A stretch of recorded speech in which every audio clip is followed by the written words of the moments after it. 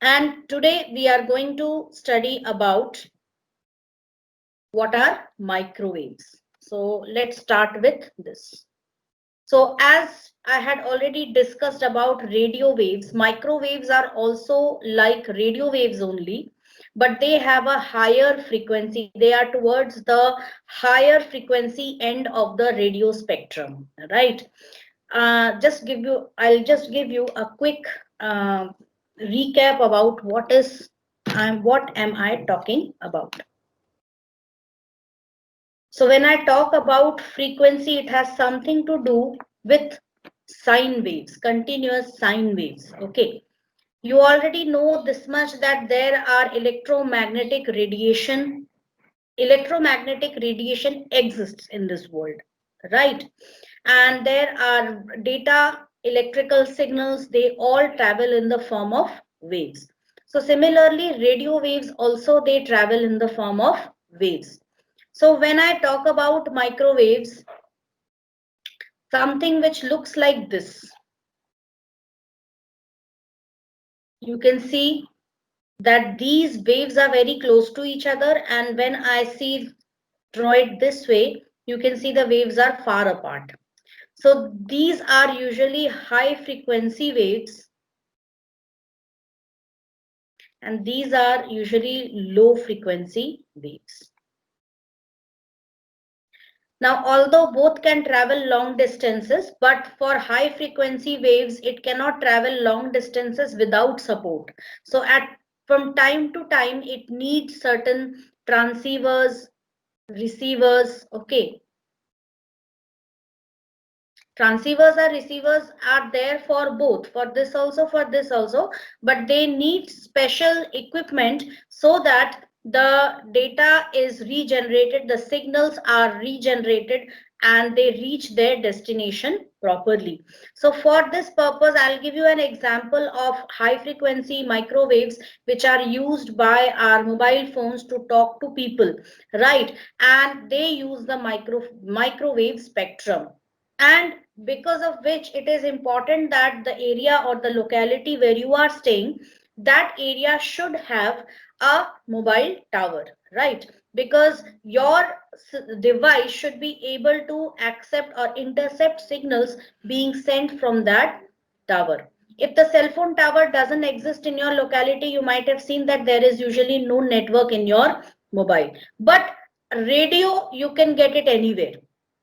Radio uses radio waves which have a little less frequency as compared to microwaves. Okay, so radio signals can be intercepted from within the room, also from any remote location also, right? So you can get radio signals from anywhere, but when it comes to microwave, there you need line of sight communication.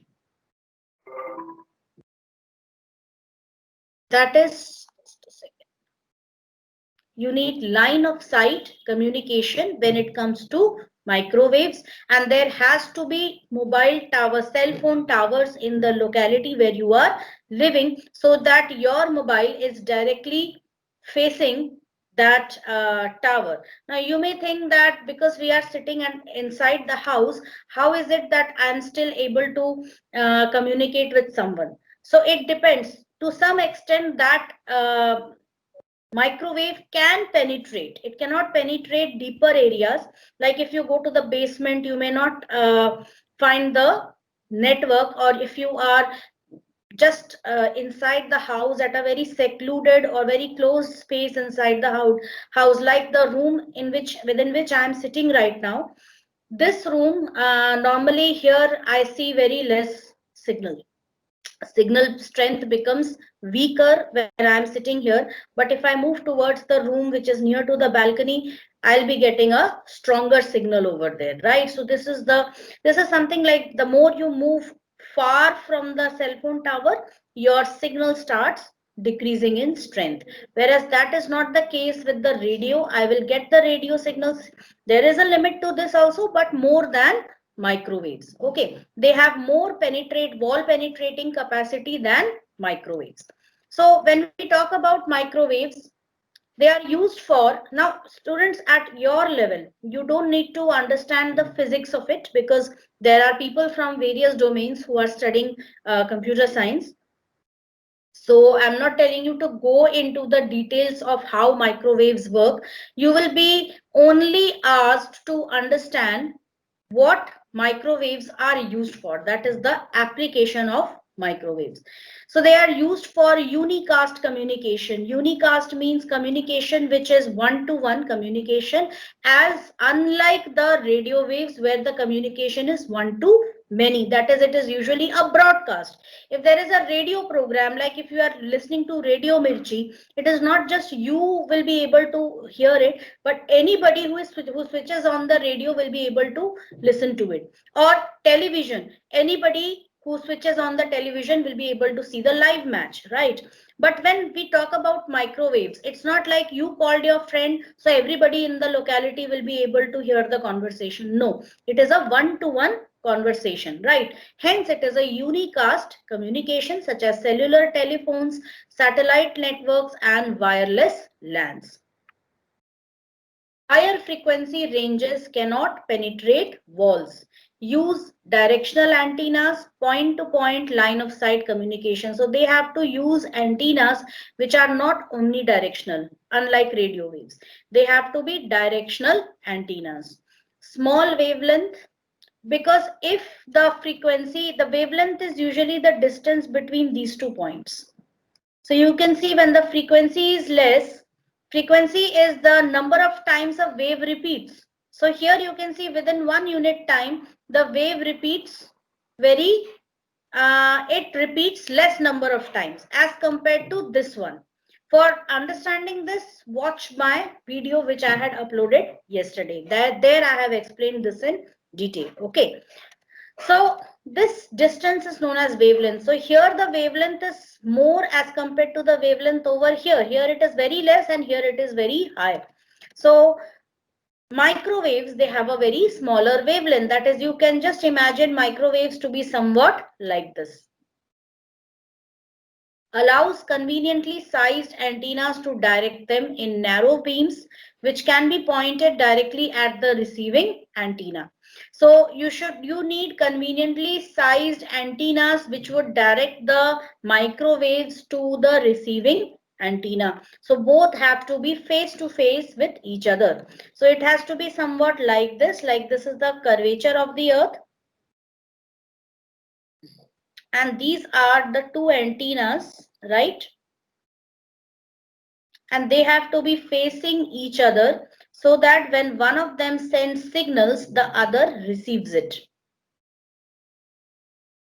This is known as line of sight communication. Right. So line of sight communication is necessary, hence both the antennas should be facing each other. This allows nearby microwave equipment to use the same frequencies without interfering each other as lower frequency radio waves do. So here what will happen is, even you might have seen a radio communicating device, that is a walkie-talkie. Okay, so walkie-talkie sometimes, now that is also used for one-to-one communication, but it is not usually one-to-one. All people who are right now logged into that particular channel will be able to hear the incoming signals, right? And even sometimes they are able to intercept, that device is able to intercept AM and FM radio. What is going on in the radio station, that also you can hear. But in case of your mobile phone, this doesn't happen. Although sometimes, very rare cases, you may find some other communication bleeding into your communication channel, but it rarely happens. Okay, when you are speaking to someone, it is just a connection between your device and the receiver's device. High frequency of microwaves gives the microwave band a very large information carrying capacity. So because they are high frequency waves, hence they can carry a lot of data. Hence these microwaves can be used not only for voice communication, but also for carrying internet data. The microwave band has a bandwidth 30 times that of all the rest of the radio spectrum below it. A disadvantage is that it is limited to line of sight propagation. They cannot pass around hills or mountains as lower frequency radio waves can. So even if you are located in a remote area and if there is a radio station nearby, or a little far away from that place, still the radio waves, they can move around mountains, they can bend around hills, okay, and they can move through forests, right, and they can reach the receiving device. But that same is not the case with microwaves.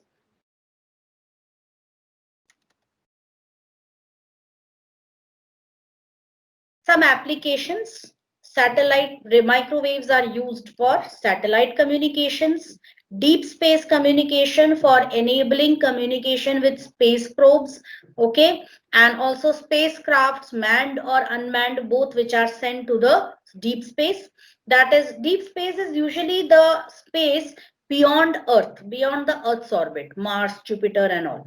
Right, so that is known as deep space. So what, which all those you might have seen every day. We are able to learn so much about the cosmos. That is because of these space probes which are being sent there. Now most of these space probes are generally unmanned. That is, there is no human crew who is sitting there and flying off the space probe, right? And we are operating it from the ground station, that is from here, from mission control. So what happens is, these space probes, how do we establish communication with them? Using these microwaves. Then radars. If something comes within, normally these are used by defense, used in defense, when these radars are able to easily intercept signals from spacecrafts, from enemy spacecrafts or enemy war spacecrafts which are entering into their territory. Then navigation systems, usually navigation systems are those used either by railways or by airways or by waterways or underwater submarine systems. So to understand where they are going, navigation systems are used. Sensor systems to figure out where certain things, like normally there are underwater uh, oil fields from where we get fossil fuels, that is petroleum. So sometimes there are sensor systems which are used to sense or find out those exact locations where a drilling could be done, an well can be constructed, and petroleum can be, or crude oil and natural gas can be extracted. So sensor systems. And radio astronomy, that is, there are various astronomical objects, there are various astronomical objects in the cosmos, like there are black holes, there are pulsars, there are magnetars, there are neutron stars, right? Have you ever heard about these, about neutron stars, pulsars? You might not have, because uh, you're not a science student. Had you been a science student, you would have understood that. I'll just tell you, once stars die, they can form a variety of different objects, out of which few are like black holes, which are generally formed when very large, huge stars, they collapse under their own gravity. And sometimes they form neutron stars. So these celestial objects, they emit a lot of radiation, and that is intercepted by the radio telescopes which are there situated on the earth, because of which we are able to carry on with our investigation. So that is the reason why they are also used in radio astronomy. So these are the applications. So main what you have to keep in mind is the applications and a few things which I just discussed in the previous slide. Now, this is some trivia about microwave, from where it started. So it was first demonstrated in 1931. An experimental 40-mile, that is 64-kilometer microwave communication link was demonstrated across the English Channel. Okay, so English Channel is in Great Britain. So there, a 40-mile microwave communication was established. Was during In the 1950s, large transcontinental microwave relay networks consisting of chains of repeater stations linked. See, you need repeaters. These are specific devices to strengthen the signal, okay, or to regenerate signals at certain area, because these microwaves, they cannot travel without a support, okay, without special conditioning. So we need repeater stations linked by line of sight beams of microwaves. It's just like this. That is, at certain points of time, you need these repeaters. Suppose I'll just draw it by this. So you need repeaters at certain areas such that the microwave keeps traveling while being line of sight. Okay, so it should travel through, it can travel long distances, but for that it needs repeater stations, and it needs towers also. So they were built in Europe and America to relay long distance telephone traffic and television programs between cities, right? So now also, when how are we able to communicate through a cell phone network? That is because of the cell phone towers situated at various locations. Communication satellites, which transferred data between ground stations by microwaves, took over much long distance traffic in the 1960s. So what happened was, there were too much of ground stations because of microwave line of sight travel. So soon that was replaced by communication satellites. That is, remove few of these ground stations, and instead of that, connect them with satellites.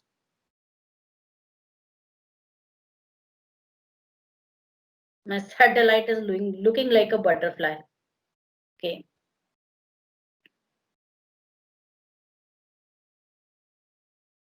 So connect them with satellites. So there the communication also will be line of sight, but it will be somewhat differently propagated. And let's see how it will be. Reaches this area, then you have one receiver over here, then it reaches this area, and then this. So you can cut short the number of ground stations, because we also need the land for construction of houses and other things, right? So that is why communication satellites took over much of this data by 1960s. In recent years, there has been an explosive increase in the use of microwave spectrum by new communication technologies like 4G spectrum. हमारे देश में तो घोटाले भी हो चुके हैं इसको ले. There have been various scams in our country because many companies, they were fighting for it, and Reliance Jio was the first one to snatch it, okay, and make good use of it. And now they are even trying to get some spectrum rights for 5G communication also. So you can see these are the types of unidirectional antennas which are used for microwave communication. So you can just see how they look like. So normally this is one type of antenna, which is a dish antenna. So all the rays which are coming, they are focused at one point. And this is a special type of antenna known as a horn antenna, from where if signals are being transmitted, so they would be transmitted like this and this way. And if they are entering into it, they would enter this way and come out this way, right? You can just see an image. This is a C-band horn reflector antenna on the roof of a telephone switching center in Seattle, Washington, part of the US AT&T long lines microwave relay network. So AT&T is a very famous telecommunications company in USA, which provides your cell phone network also, and which provides your broadband also, right? So this is satellite broadband also, and sometimes it provides cable. Means it is a huge telecommunications company there. So they have it situated at the top of a tower, telephone switching center. a parabolic satellite antenna for Erdfunkstel Raisting based in Raisting, Bavaria, Germany. So you can see how large these are, and you can also see how much space is required for this. Hence, if thanks to our global system of communications, the GSM satellite network, which is covering the entire earth, because of which we are so easily being able to communicate with our friends and near and dear ones. Next is infrared. So infrared signals can be used for short range communication in a closed area using line of sight propagation, and a very simple example of this is the remote control which you used for operating various devices. That is, you can use it to switch on your television, you can use it to switch on or even change channels, you can use it to switch on your set-top box. Nowadays most of the cable television network is coming through the set-top box only, because we have switched to a digital network now, which is a what to say, it's a mandatory compliance which all of us have to follow, right?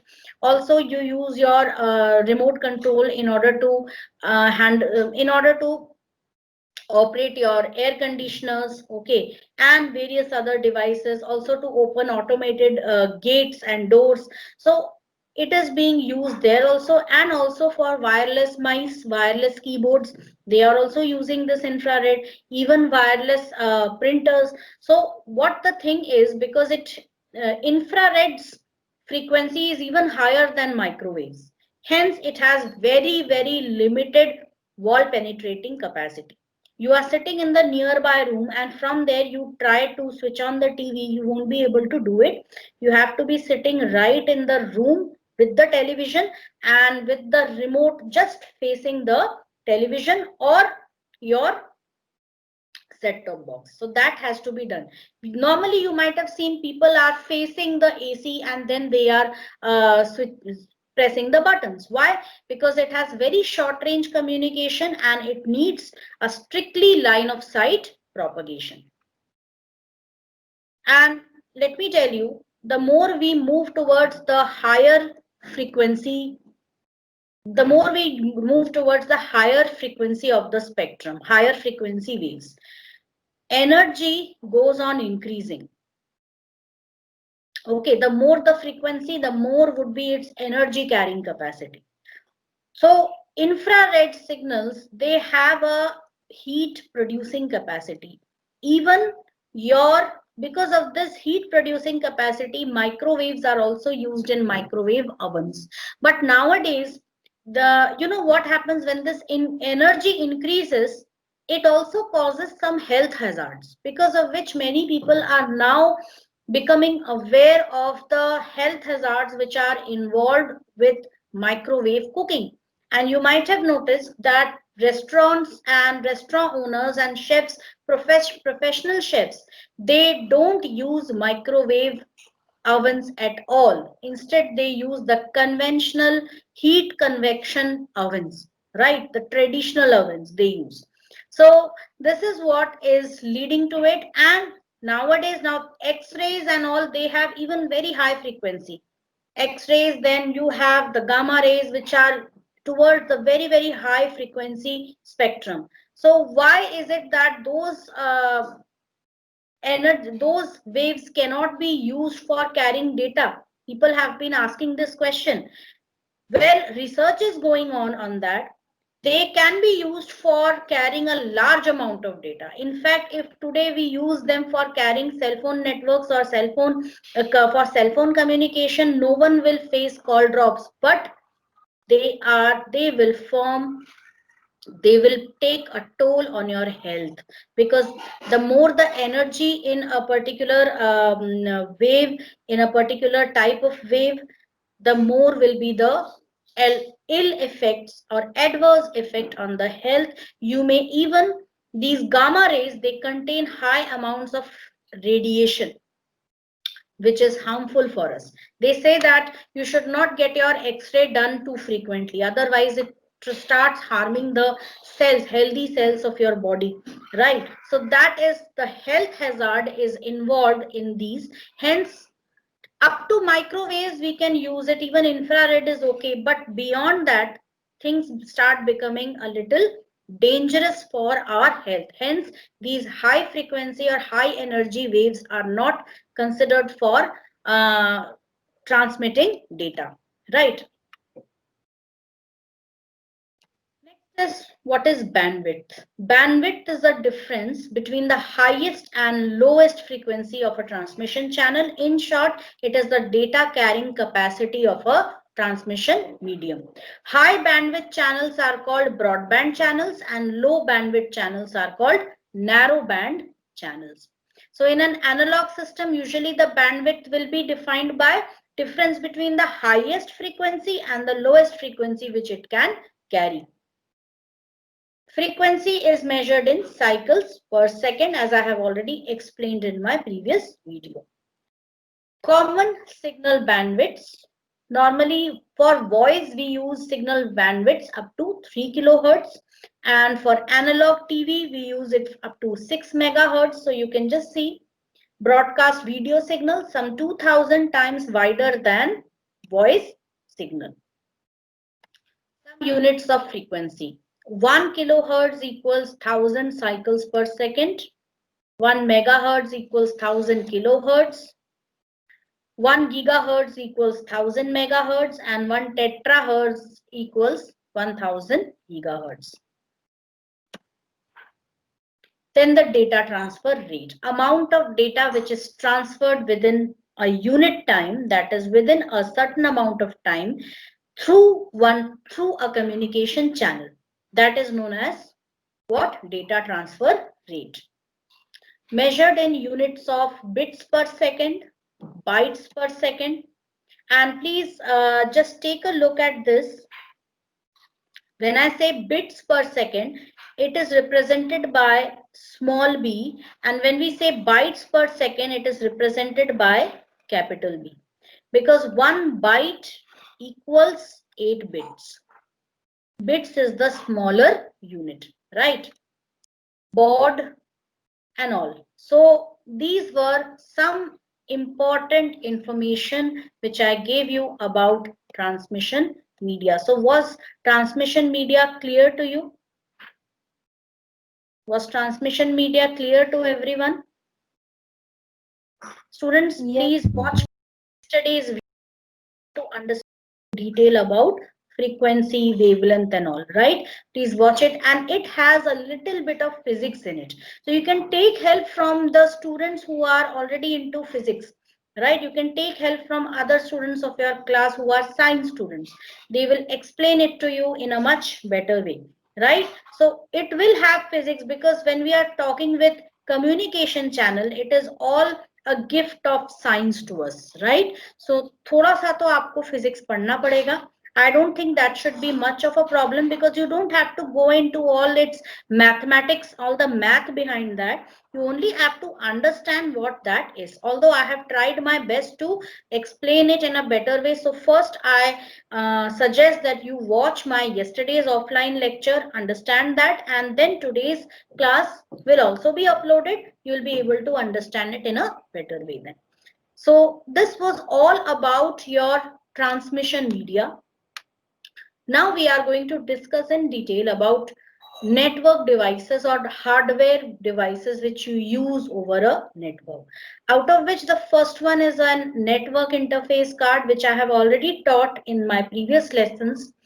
So network interface card is also known as a LAN card. So I'll be inserting the link in the description video when this is uploaded, so you can just study about the network interface card, because I have already taught this in my previous chapter.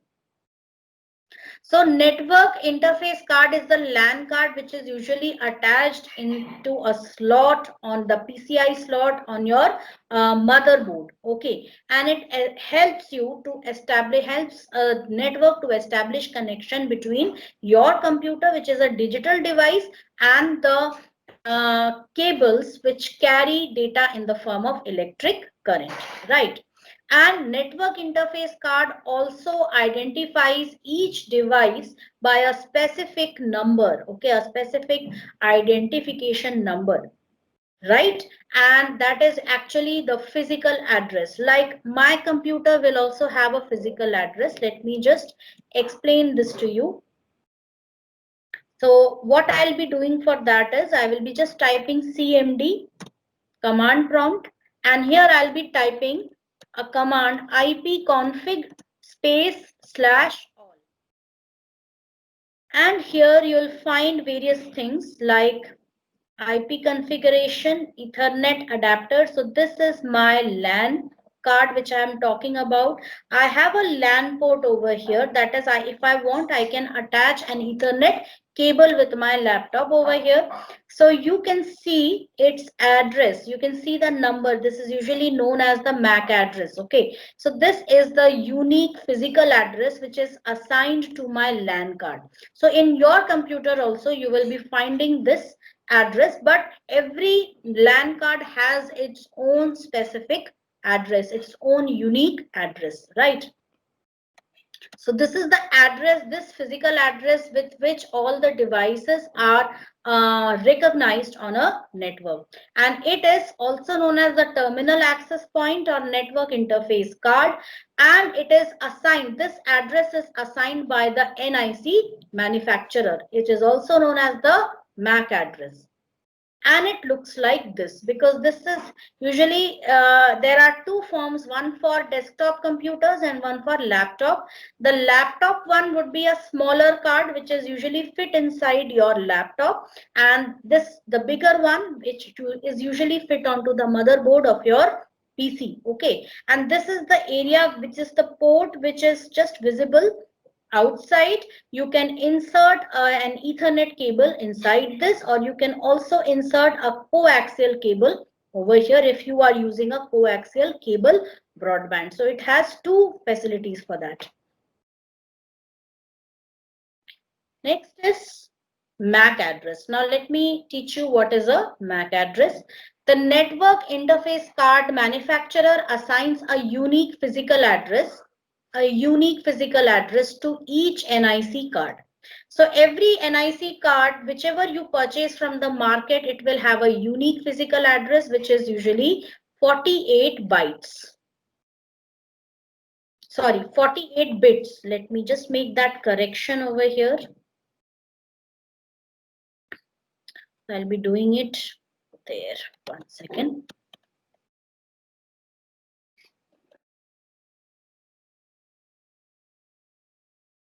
So usually it is 48 bits, where you divide 48 by 8 and you will get 6 bytes. So it is a 6-byte address. What? The MAC address. MAC stands for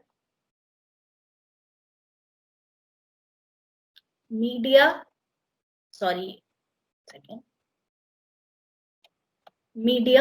access control address. Okay, medium access control address. That is the full form of MAC.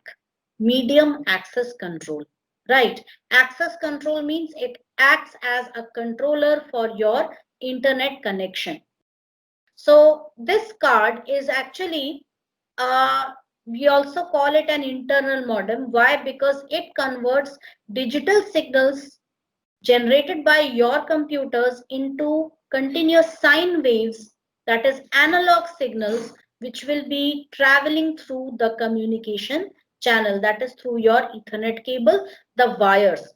Because our telephone networks, they use wires which carry analog signals. So these digital signals, they are traveling, they have to travel over an analog network, hence that conversion is necessary over here. So now what we are going to see is what is the task of these signals. So I'm just going to just copy one of the addresses. So just like that, I'll be going to command prompt and I will be typing this ipconfig /all, and let me just select the MAC address from here. So I'm just going to select the MAC address. Let me see if I can copy this and paste it. Yes, I am able to paste it. Fine. You can see it over here. Now, how does it work? Usually it is in which form? You can see every number is a hexadecimal number. You have studied hexadecimal numbers in the previous class. That is numbers which have the base 16. They are composed of 16 digits, 0 to 9 and A to F. So 10 is a hexadecimal number, 62, E5, 8B, 66, 9C. Each of these numbers is a hexadecimal number.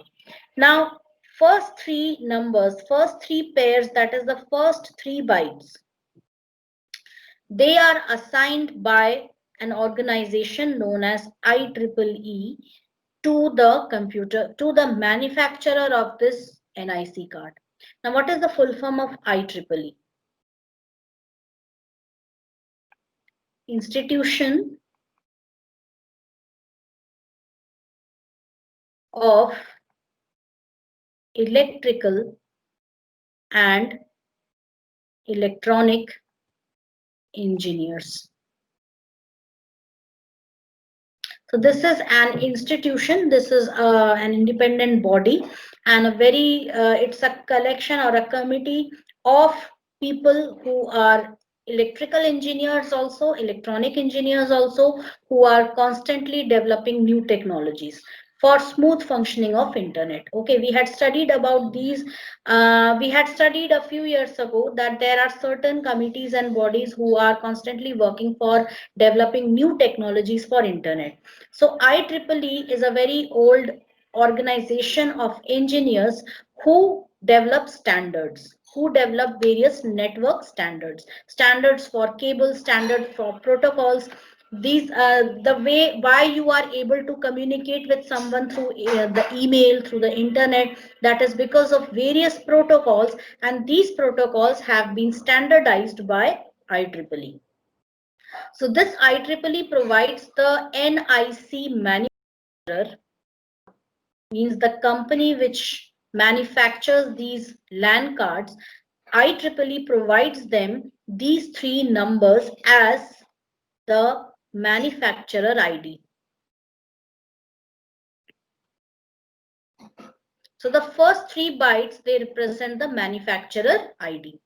And the next 3 bytes, they represent card number, which is assigned by the NIC manufacturer. Got it? So every device, and this is a fixed address. Also, it is known as physical address, as opposed to IP address, which is a 32-bit address. Physical address, this is 48-bit address, and IP address is a 32-bit address. IP address is known as a logical address, whereas address is known as a physical address. Right, it is easy to track IP and it is easy to clone IP. It is also possible to clone MAC address, but that is a bit difficult and usually done by expert hackers. Okay, so normally to protect our Wi-Fi, you might have seen that not only we use something known as MAC filtering. So what is this MAC filtering? There is just a list, and within that list we need to add the MAC addresses of device which we want to access my Wi-Fi access point, that is my Wi-Fi network. I don't want any third party or any other person to to use my Wi-Fi network or to break into my Wi-Fi network, even if that person is able to hack into, even if that person is able to hack or identify the password. It is very easy to crack passwords of Wi-Fi networks. So even if that person is able to do that, he would still not be able to connect to my Wi-Fi network because I have activated MAC filtering on my Wi-Fi network. Got it? So this MAC address is a physical address which consists of two things. One is the first 3 bytes will be the manufacturer ID, which is provided by IEEE, and the next 3 would be the card number. Got it? And it doesn't change. Next we have what are now Wi-Fi cards. It is an internal or external LAN adapter, and basically it is a Wi-Fi adapter for your PC or for your laptop. Our laptops, the one which we talked about some time ago, that was what? A LAN adapter. That is, if you attach a LAN cable, an Ethernet cable, that is, it is meant for wired communication. But laptop is a portable device and it is quite understood. I'll just wrap up with this. Laptop is a portable device, and we know that it is a portable device because of which I want it to get connected wirelessly to the wireless access point. Hence, for that, I also have a Wi-Fi adapter, a built-in Wi-Fi adapter inside, which is just fit inside my laptop, and that is known as Wi-Fi card. So it has a wireless radio as well as an antenna. That is, it is normally what is Wi-Fi. Wi-Fi also makes use of limited range. It makes use of 2.4 gigahertz radio spectrum, okay, radio waves. And these radio waves are used, normally they have a range of 100 to somewhat 150 feet. Okay, inside the room, within the room, the range, the strength will, signal strength would be higher. Okay, if you are and somewhat within the periphery of 150 feet, anybody would be able to intercept the Wi-Fi signals, right? So it has an inbuilt radio as well as antenna, that is for receiving the Wi-Fi signals. Okay, for sending and receiving the radio signals, and the antenna also. And most common Wi-Fi which are used in our PCs are, one is PCM CIA Wi-Fi card, one is Express card, one is USB card. So more about these, there is a lot which I need to explain to you about these. These we will see in the next offline lecture. So with this, I end today's class. So thank you all.